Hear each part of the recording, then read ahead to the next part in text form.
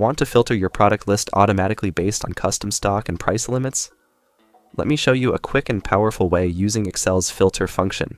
Here's a sample inventory with products, stock quantity, prices, and suppliers. Now over here, I've entered two values: the minimum stock quantity I want and the maximum unit price I'm willing to pay. Let's filter this list to find only the products that meet both conditions. We use the filter formula, so enter filter in this cell. The array will be a 2 to D11. The first criteria is the stock quantity should be greater than or equal to the minimum stock.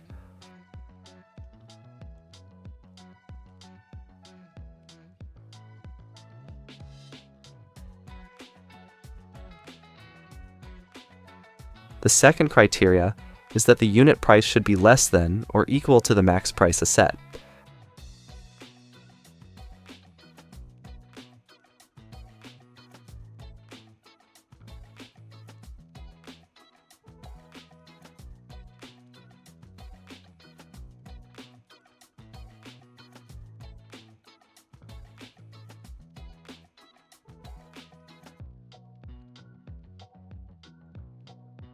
If none is met, I will say no products found.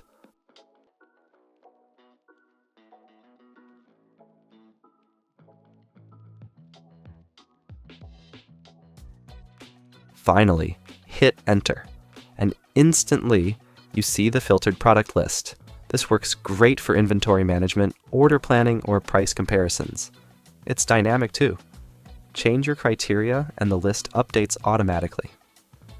This is part 10 of our 500+ Excel tips in the playlist on the Information Design channel.